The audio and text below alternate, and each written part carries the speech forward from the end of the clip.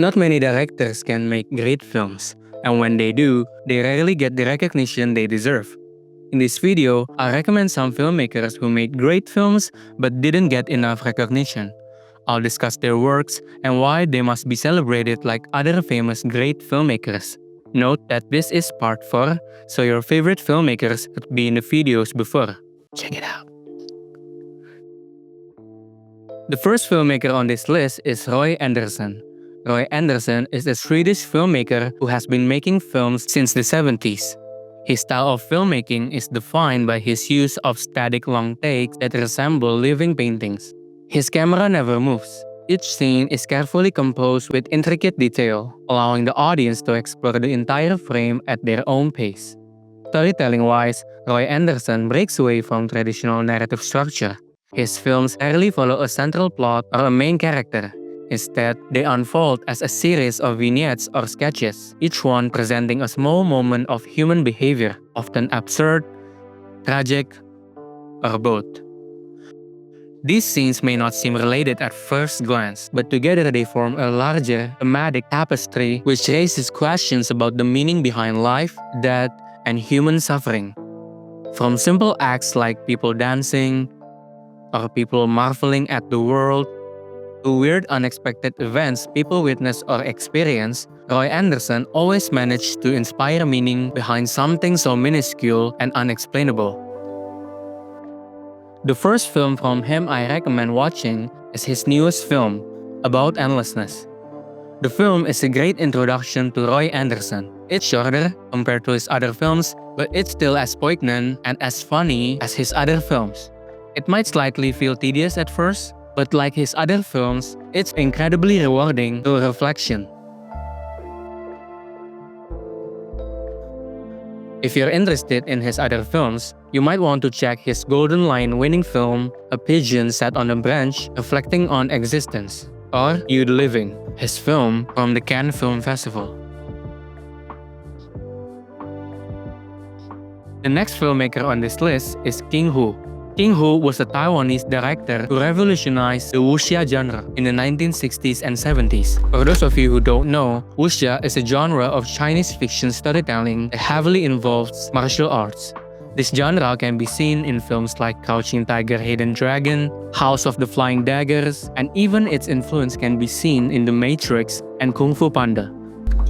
As expected, King Hu's films all have graceful choreography. The blocking of the camera and the actors work seamlessly to build magnificent scenes. But his action stunts are not just for entertainment, it is also to reflect the otherworldly nature of the film's story.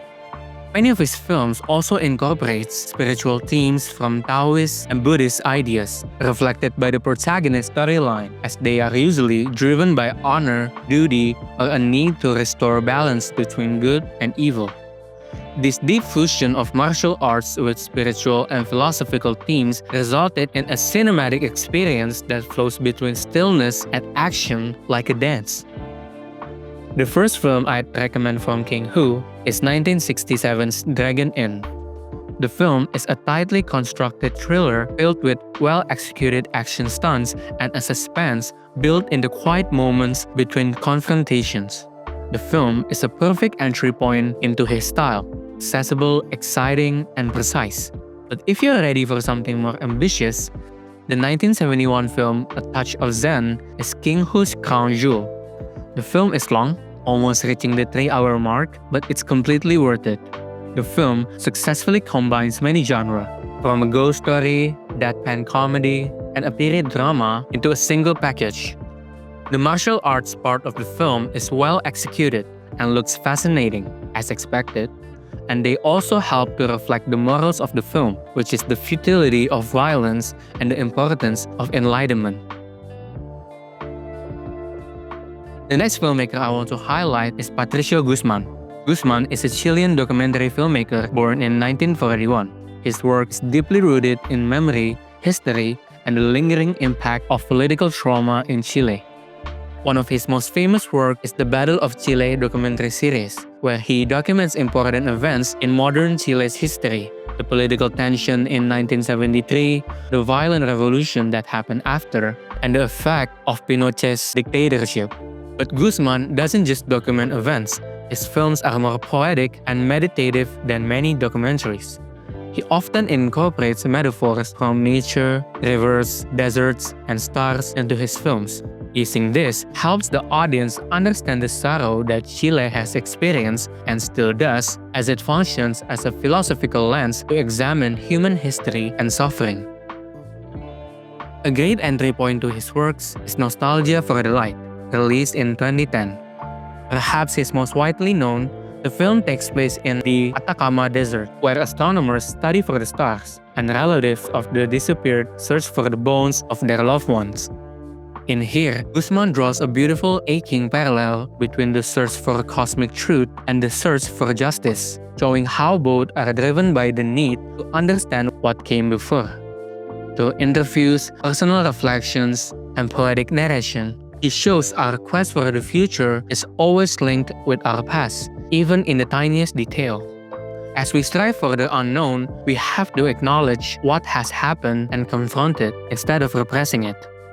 It's a film that's both intimate and expansive, capturing the weight of a nation's history in something as big as the universe. The last filmmaker on this list is Michael Roemer. Roemer is a German-born American director whose work has remained under the radar for decades.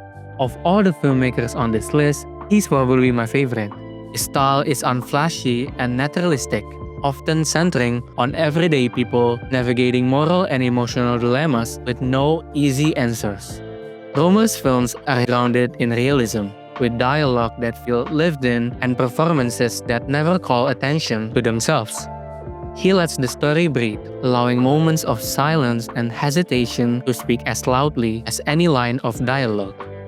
But through these quiet struggles of ordinary lives, Roemer also delivers a sharp awareness of how damaged the social, racial, and economic state was at the time, and how it shaped and changed people's lives. The first film I recommend is the 1964 film Nothing But a Man, Roemer's most acclaimed work. It follows Duff, a black railroad worker in the American South who struggled to maintain his dignity, love, and independence in the face of systematic racism, economic oppression, and familial strain.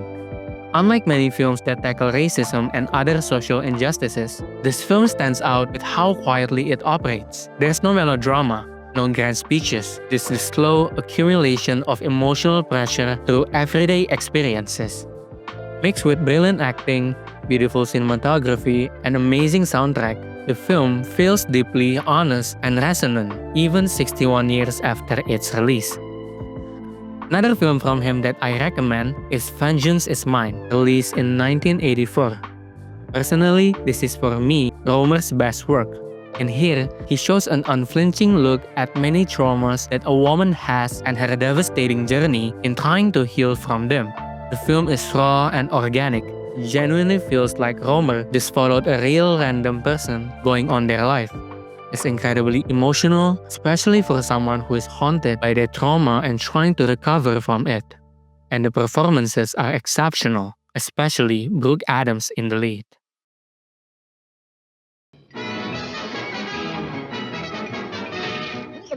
That's all, folks. That's it. That's the list. Let me know what's your favorite great filmmakers who people likely don't know down in the comments. Thanks for watching. Subscribe.